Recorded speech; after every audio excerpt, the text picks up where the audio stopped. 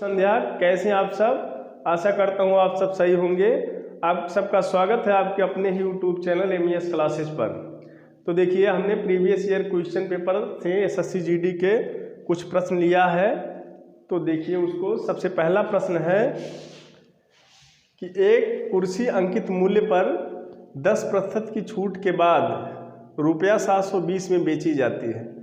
कुर्सी का क्रय मूल्य 640 रुपया है। यदि इसे अंकित मूल्य पर बेचा जाए तो लाभ प्रतिशत क्या होगा। यहाँ देखिए 3 मूल्य का जिक्र किया गया है।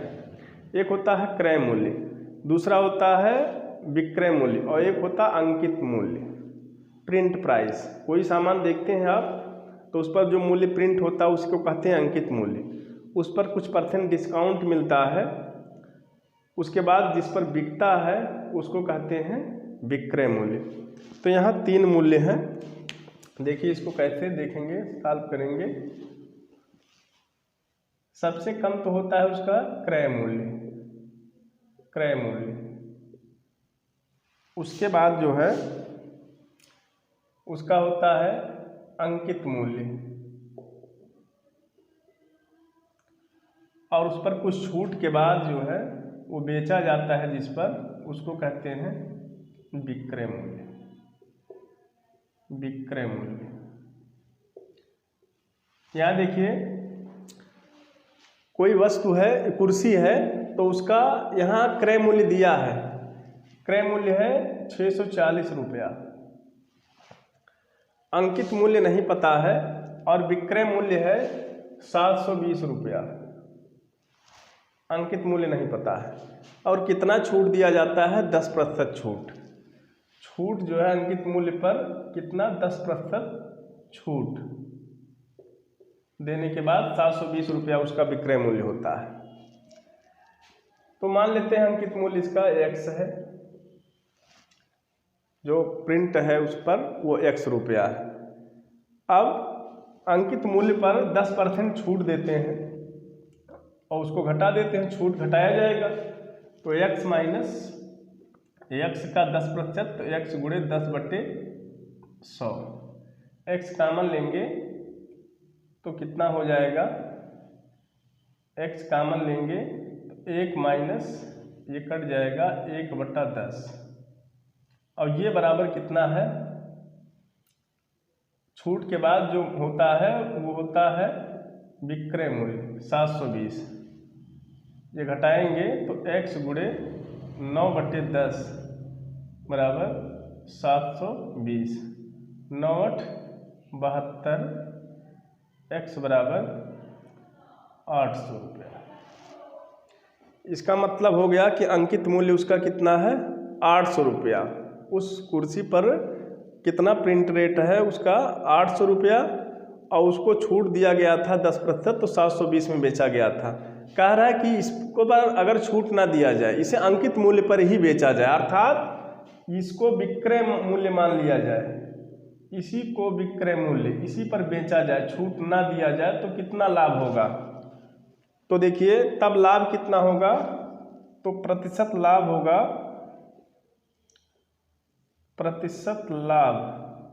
खरीदारी उसका 640 है और बेचा जा रहा 800 में, तो 160 रुपया इस पर लाभ हो गया। लाभ कितना हुआ, 160, और क्रय मूल्य कितना है 640 और गुणे 100। अब देखिए ये इससे कट गया और 16 चौका 64 और ये कटेगा 25 आएगा, 25%।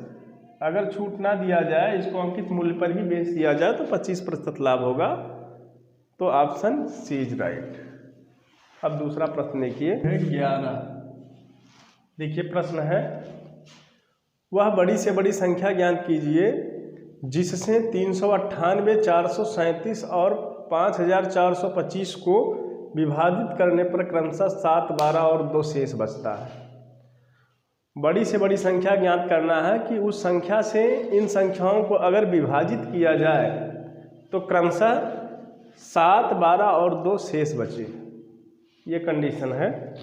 तो इस प्रकार का अगर प्रश्न आता है तो क्या करते हैं, जो शेष बचता है उसको पहले ही उन संख्याओं में से घटा देते हैं, बाकी जो बचता है उसका मासा निकाल लेते हैं। तो देखिए इसमें ये 398 में भाग देने पर उस संख्या से कितना शेष बचता है? 7। तो 398 में से पहले 7 माइनस कर देंगे, 391 बचेगा।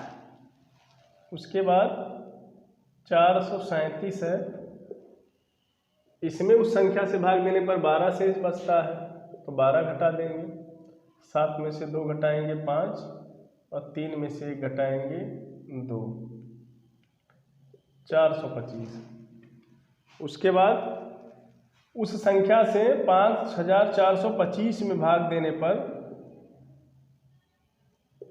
2 शेष बचता है, तो 2 घटा देंगे, तो 5423। अब क्या करेंगे? इस संख्या का मासा निकाल लेंगे, महत्तम समापवर्तक। तो महत्तम समापवर्तक निकालने के लिए क्या करते हैं? सबसे छोटी संख्या लेते हैं और उसके बाद सबसे बड़ी संख्या में भाग देते हैं। तो सबसे छोटी संख्या है 391 और इसमें जो है भाग देंगे चाहे इसका या उसका, तो 5 4 2 3। आप 391 से भाग देंगे तो एक बार जाएगा, 3 9 1, 2 में से 1 घटाएंगे 1 और यहाँ 14 में से 9 घटाएंगे 5 और यहाँ 4 में से 3 घटाएंगे 1 3। अब देखिए 4 बार जाएगा, 4 एकन्ने 4 और 4 9 36 और 4 3 12 3 15, 4 बार नहीं जाएगा, 3 बार, 3 एकन्ने 3 और 3 9 27 और 3 त्रिका 9 2 11। 4 बार ले जाते तो क्या होता? देखिए 4 एकन्ने 4 और 4 9 36 12 और 12 3 15 ज़्यादा हो जाएगा, 0 और 11 में से 7 घटाएंगे, 96 में भाग देंगे तो एक बार जाएगा 340, 1 9 में से 4 घटाएंगे 5, फिर 340 में भाग देंगे 5, तो 17 दूनी 34 और 12 में से 4 घटाएंगे 8, ये 17 5 85, तो वो संख्या 17 है। 17 से अगर इन सब में भाग देंगे तो 7 12 और 2 क्रमशः शेष बचेगा, तो ऑप्शन ए इज राइट। अब नेक्स्ट क्वेश्चन देखिए, 10,000। देखिए प्रश्न है, ए और बी के वेतन का अनुपात 6:7 है। यदि बी के वेतन में 5 से 1/2% की वृद्धि होती है तो उसका कुल वेतन 1,47,700 रुपये हो जाता है। ए का वेतन ज्ञात कीजिए। देखिए ए और बी के वेतनों का अनुपात कितना है? 6:7, 1,47,700 हो जाता है। तो ए का वेतन ज्ञात कीजिए। तो मान लिया ए का वेतन कितना है? 6x और बी का वेतन कितना है? 7x। माना ए का वेतन बराबर रुपया 6x तथा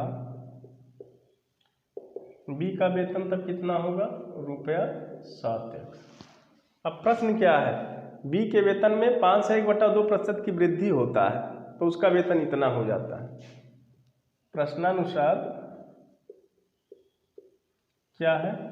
बी के वेतन में वृद्धि कर दीजिए 7x प्लस 7x का कितना प्रतिशत? 5 2 बचे 10 11/2%, अर्थात 11/2 गुणे 100। तब कितना हो जाता है इसका वेतन? 1,47,700। इतना था, इतना वृद्धि कर दिया जाता है, अर्थात जोड़ दिया जाता है, तो इतना हो जाता है। तो इसमें 7x जब कॉमन ले लेंगे तो ये 1 प्लस 11/200 बराबर इतना हुआ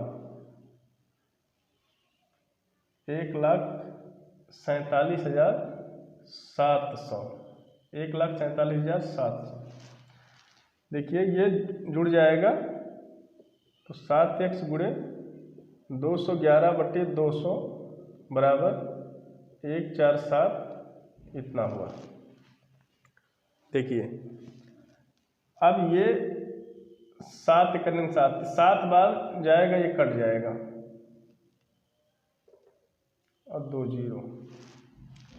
फिर 7 से काटेंगे तो ये 100 आ जाएगा।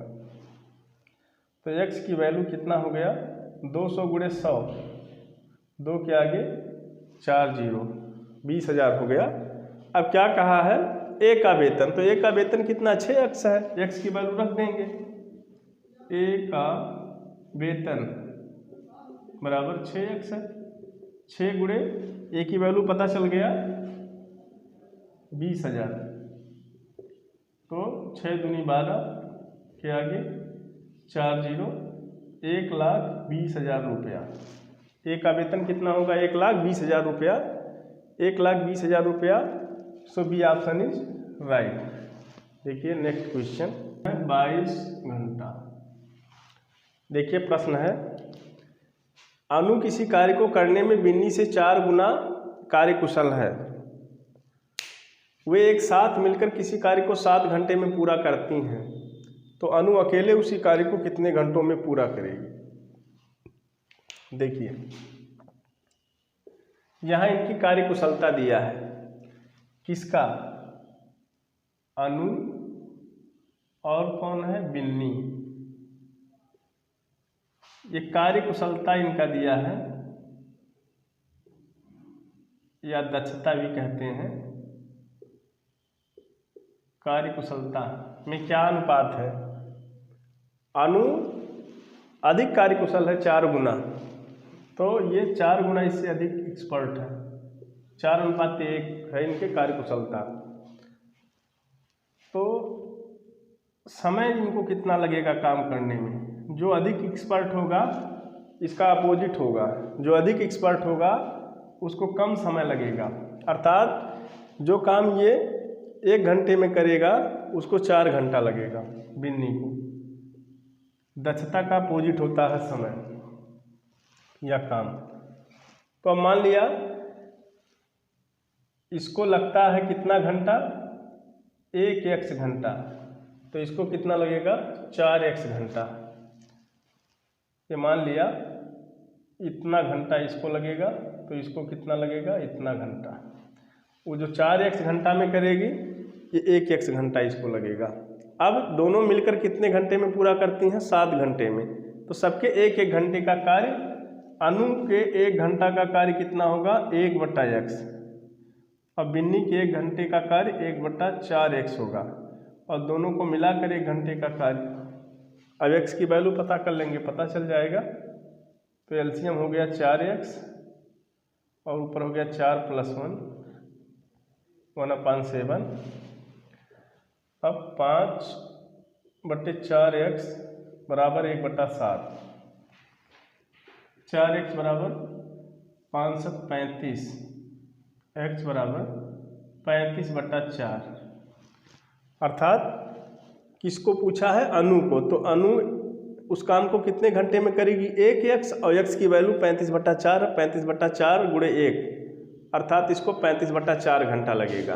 अनु को उस कार्य को करने में अकेले कितना लगेगा, 35/4 घंटा। C option is right. Next question देखिए 58। देखिए प्रश्न है 10 प्रेक्षणों का औसत 46 है। 10 प्रेक्षणों का औसत 46 है। बाद में पता चला कि एक प्रेक्षण को 142 के स्थान पर गलती से 42 ही पढ़ा गया था, तो सही औसत क्या होगा। सही औसत इसका ज्ञात करना है। तो स्पष्ट है कि जहाँ 142 था वहाँ 42 पढ़ा गया था। इसका मतलब 100 सब प्रेक्षणों का योग जो लिया गया वो 100 कम है, क्योंकि जहाँ 142 होना था वहाँ 42 केवल पढ़ा गया है। तो टोटल प्रेक्षणों का औसत मतलब कुल टोटल योग निकाल कर उसमें 100 जोड़कर फिर दोबारा औसत निकालेंगे तो क्या हो जाएगा, देखिए कुल प्रेक्षणों का योग या का यथार्थ या सही सही योग, सही सही योग कितना होगा 10 × 46 और प्लस 100 जोड़ देंगे क्योंकि 100 कम हो गया था। अब ये हो गया 460 प्लस 100 560 हो गया। अब नया औसत या सही औसत क्या होगा, सही औसत बराबर कुल प्रेक्षणों का योग बटे प्रेक्षणों की संख्या 10 है, ये 56 आ गया। तो ऑप्शन इज राइट, ये ऑप्शन सही है। देखिए यदि वीडियो पसंद आया हो तो लाइक ज़रूर करिए, कमेंट करिए और देखिए यदि कहीं से कोई भी समस्या है तो कमेंट बॉक्स में ज़रूर लिखिए। और जिन लोगों ने अभी चैनल को सब्सक्राइब नहीं किया है कृपया उस चैनल को सब्सक्राइब कर लें और बेल आइकन प्रेस करें ताकि इस प्रकार की वीडियो आपके पास लगातार पहुंचती रहे और हमें भी जो है मोटिवेशन मिलता रहे। बस इसी के साथ धन्यवाद, अगली वीडियो में